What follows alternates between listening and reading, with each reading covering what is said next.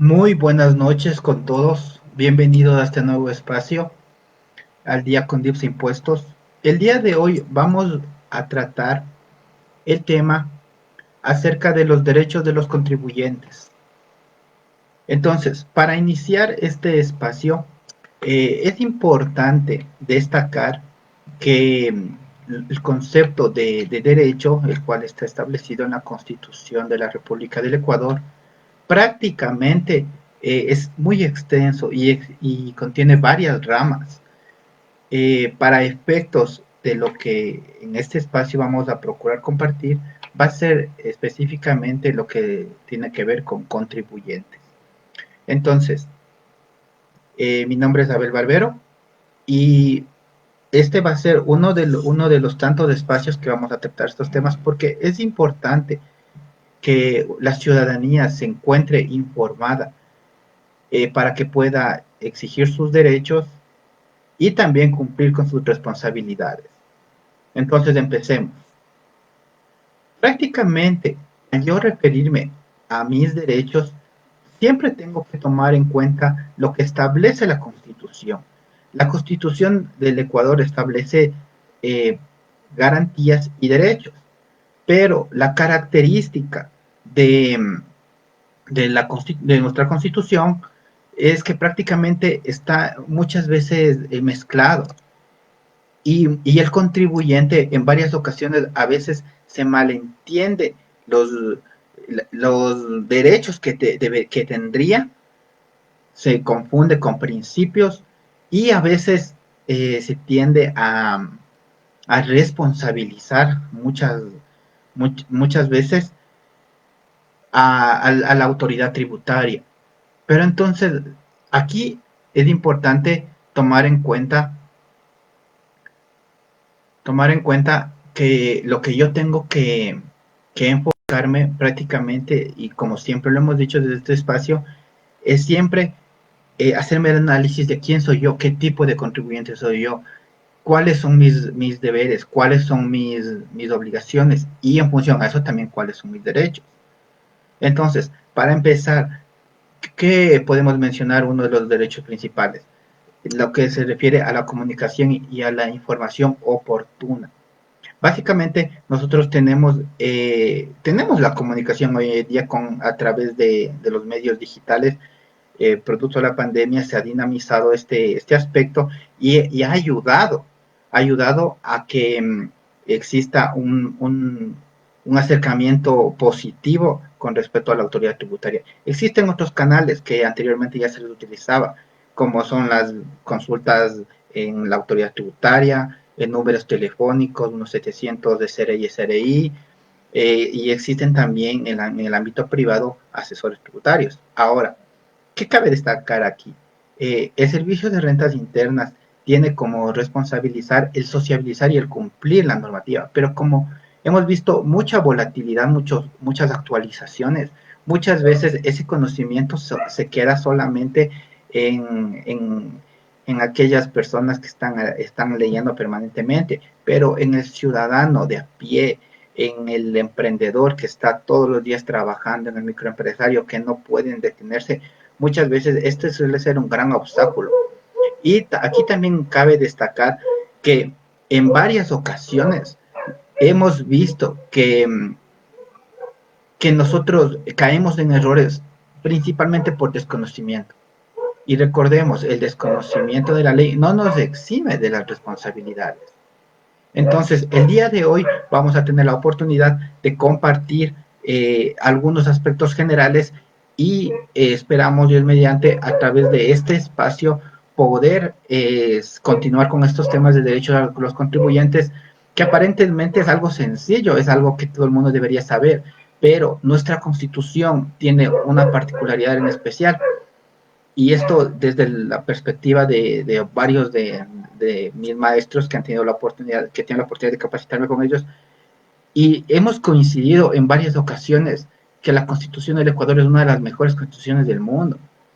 Hay muchísimos derechos, hay muchísimas garantías, pero el problema radica en que lamentablemente no existe a veces la articulación necesaria a través de leyes y reglamentos que nos permitan viabilizar y facilitar. A veces nos queda debiendo un poquito lo que corresponde a la administración, nos queda debiendo ese nivel de sociabilización. Entonces, en ese sentido, lo que podemos afirmar es que hay mucho que trabajar por la cultura tributaria aquí en el Ecuador.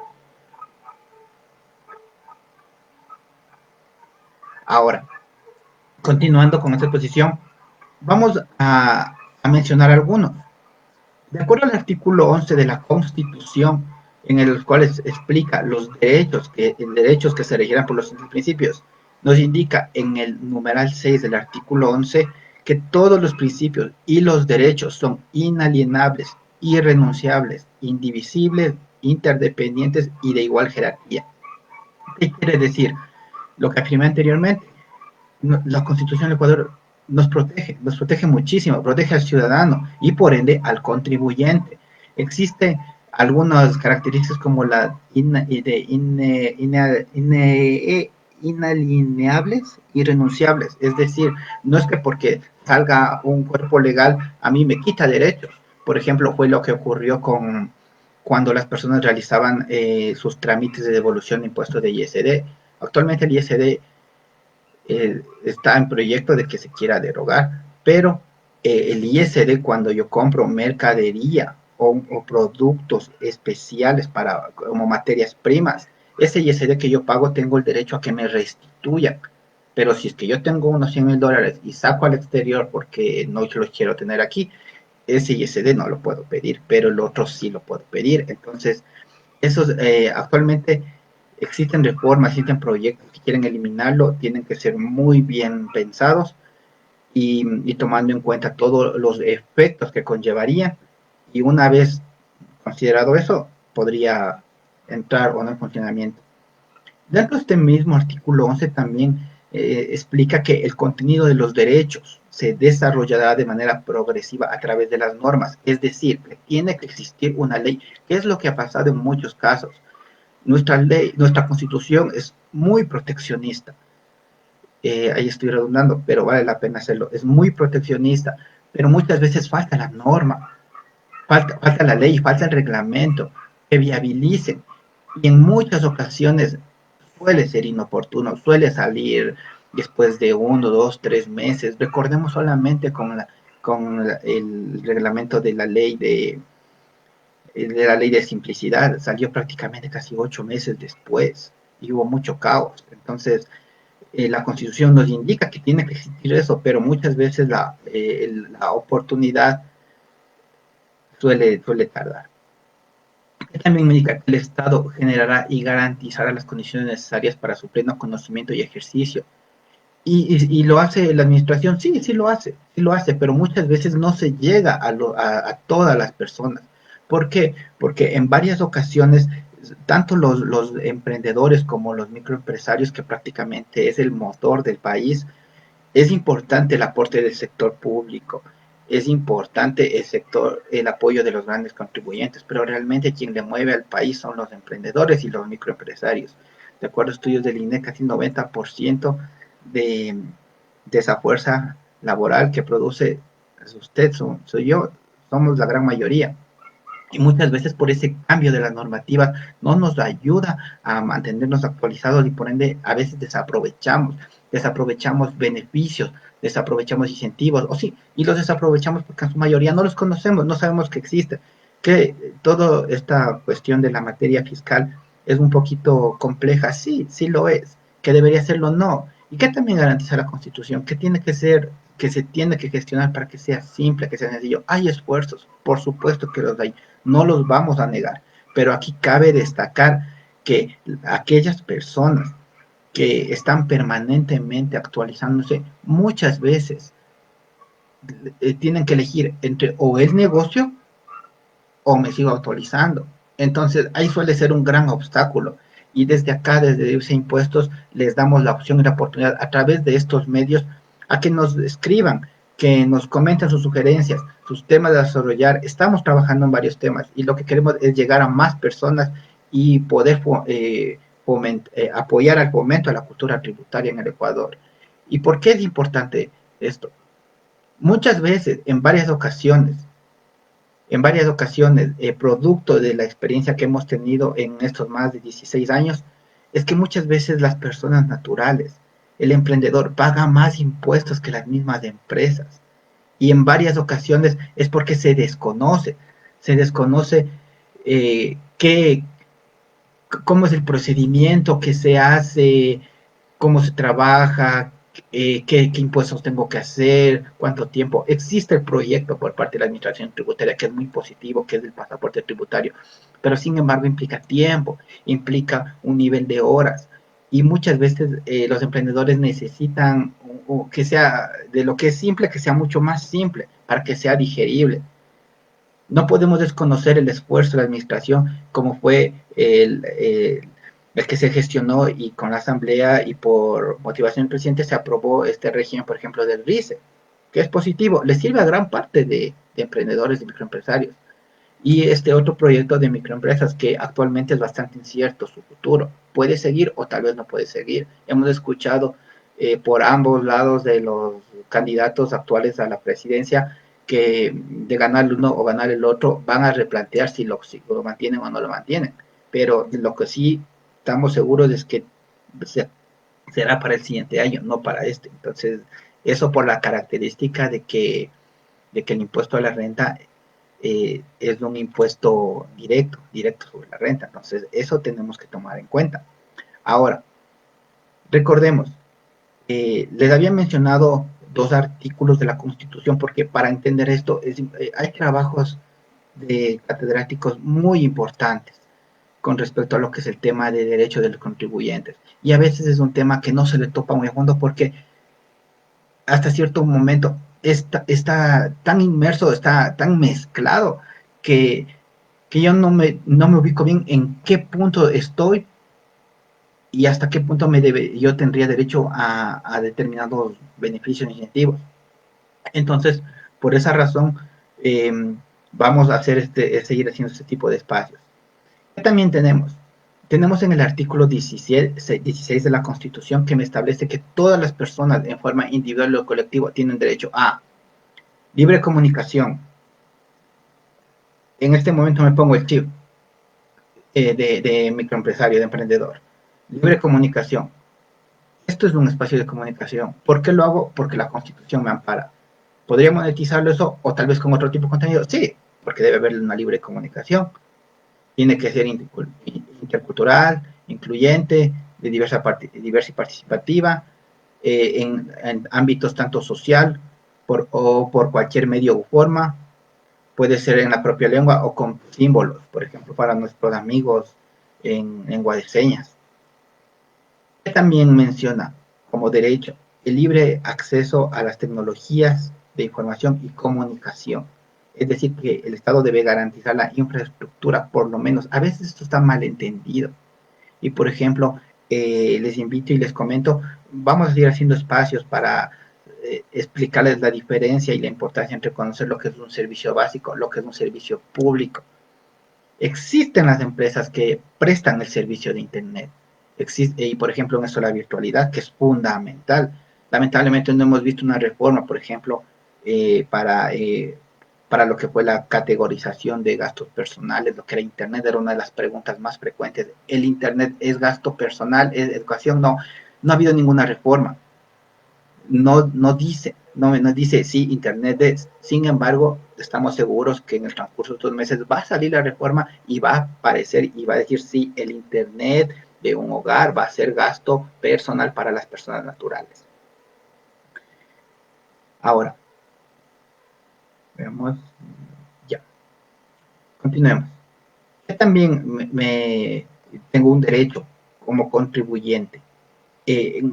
Para los amigos que se van sumando, les comento que en este primer episodio, en esta primera parte, vamos a hablar un poquito de manera general y vamos a ir especificando de sección por sección porque artesanos tienen ciertos beneficios, incentivos, derechos, exportadores igual, tienen sus características, el profesional igual, el que presta el servicio ocasional igual, servicio diverso igual, comisionista. Entonces, es muy variado este campo y es el transportista, por ejemplo, mis amigos transportistas me van a dar la razón y eh, tiene ciertas particularidades su manejo y por la misma línea de negocio podrían tener derecho a ciertos beneficios siempre y cuando cumplan ciertas características.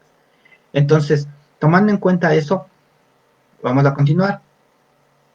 Que también me, la Constitución me da, yo tengo derecho y lo podríamos enlazar hacia los contribuyentes.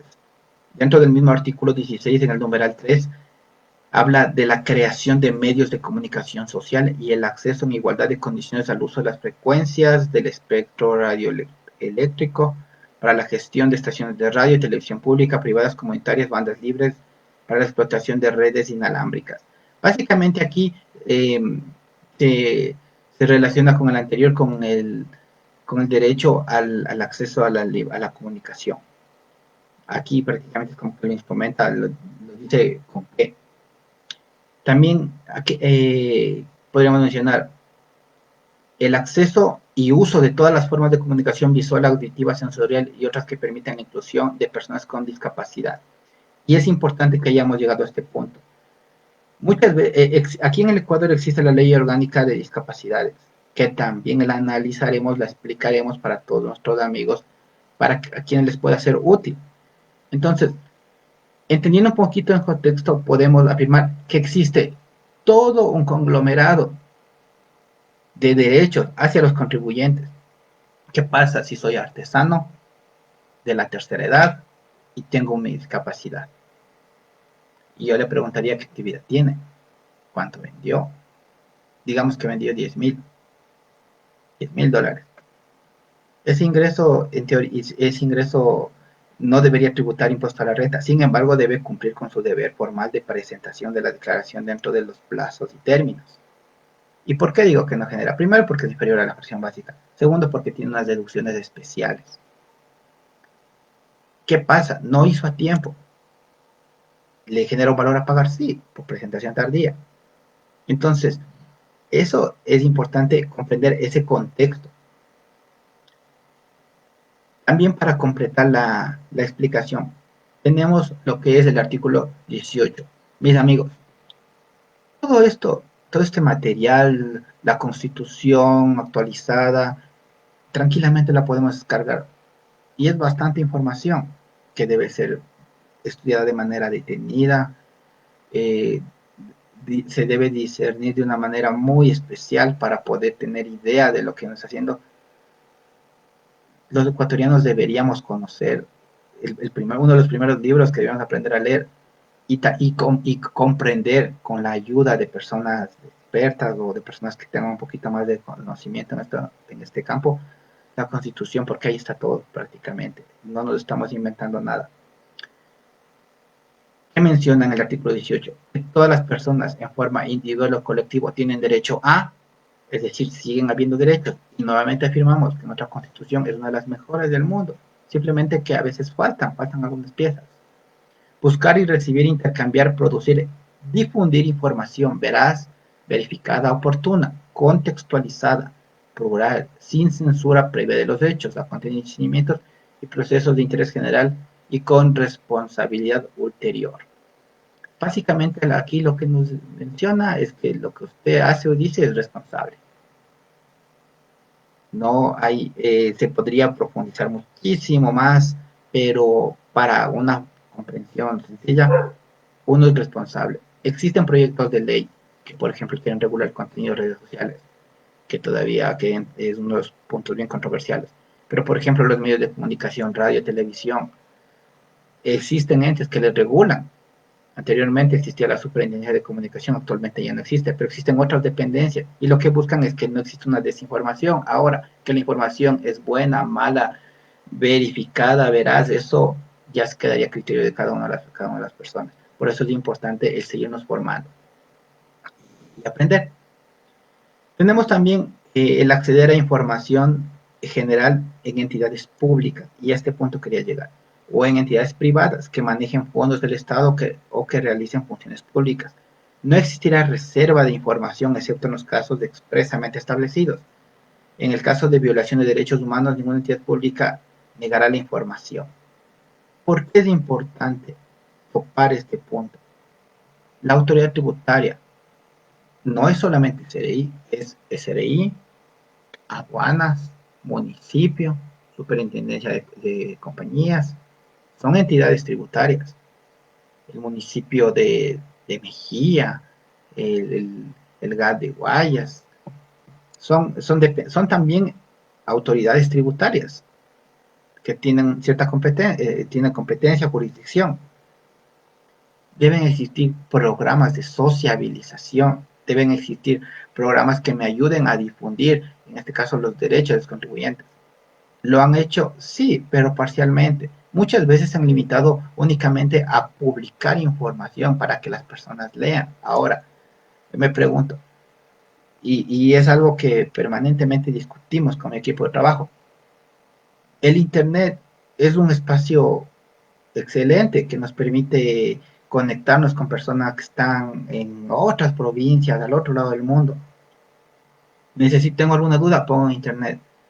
Pero la mayor ventaja de Internet también es la mayor desventaja. El problema de Internet es que la ventaja de Internet es que hay mucha información de cierto tema. Y la desventaja es que hay mucha información de ese tema. Y hemos visto con preocupación, como por ejemplo muchos compañeros, colegas, a veces toman bases legales desactualizadas y eso les asesoran. Y estamos tomando en cuenta que eso prácticamente son personas que manejan el tema.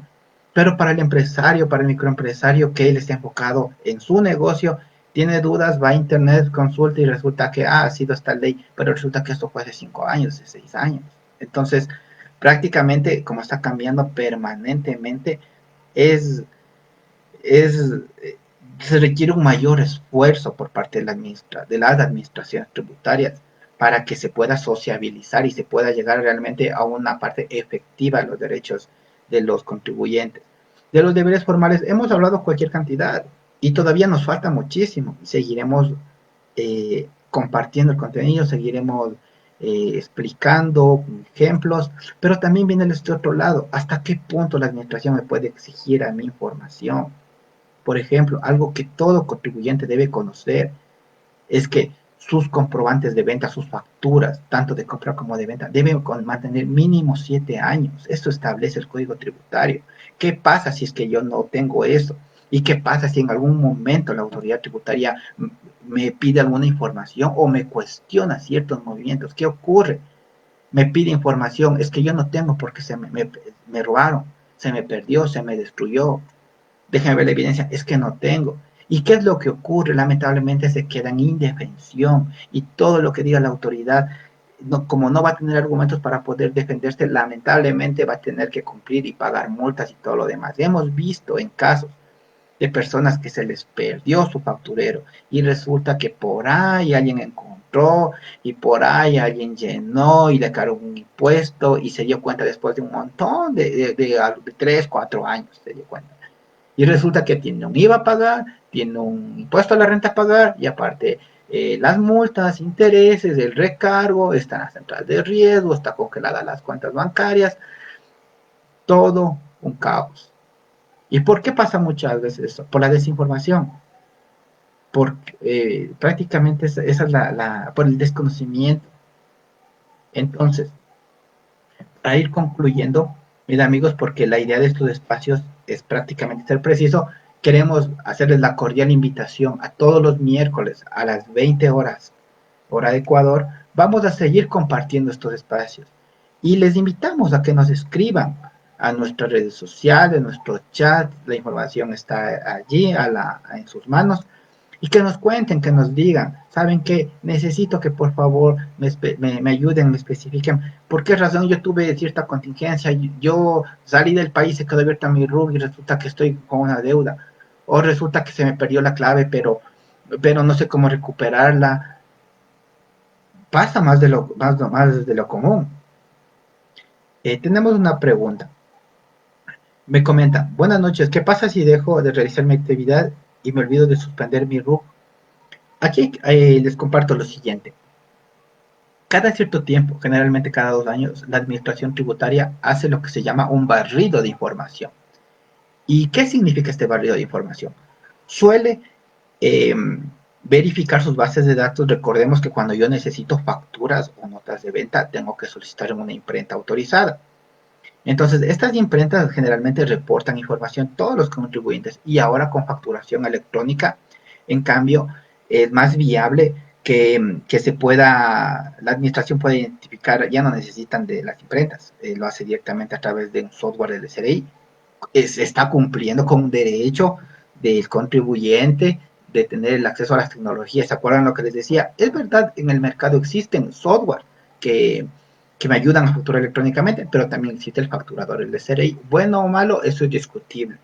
Yo siempre he sido la idea que si es que uno puede usar la herramienta, no podríamos afirmar que es mala, pero es importante leerse los manuales, asistir a los cursos, las capacitaciones, tener un punto de comparación, por ejemplo, para aquel contribuyente, aquel, por ejemplo, profesional que quiere entrar a facturación electrónica es excelente, no necesita hacer mayor inversión, pero si estamos hablando de un supermercado, si estamos hablando de digamos, una panadería o de algún otro negocio y el factor tiempo quieren ganar, automáticamente van a estar un facturador generalmente brindado por alguna empresa y van a poder ganar tiempo y ser más eficientes, porque a veces la desventaja a veces del facturador electrónico del SRI es que es un poquito la página, y me van a dar la razón, a veces la página está colapsada, no siempre está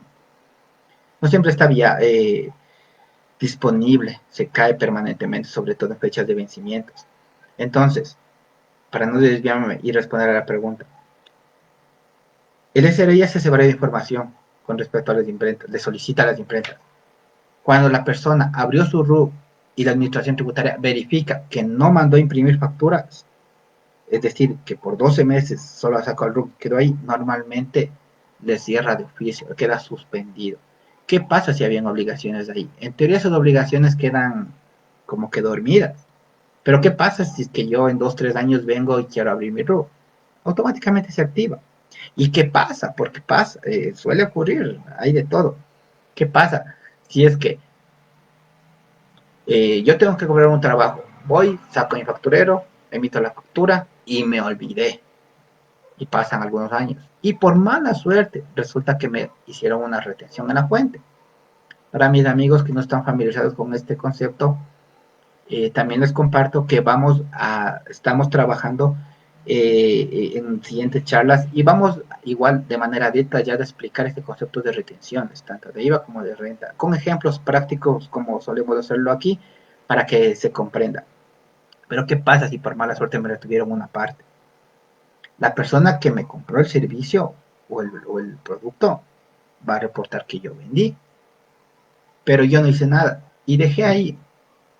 Entonces me va a retener una partecita. La otra parte, sobre todo con el IVA, la otra partecita yo voy a tener que pagar más intereses, más multas, no voy a estar ni enterado.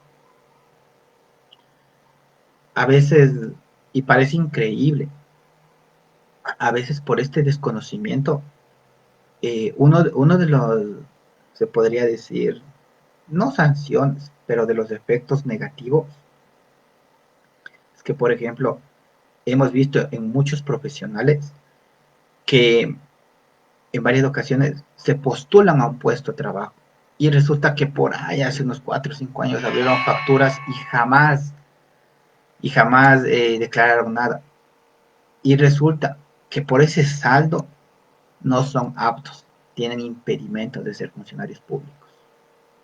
O, más trágico,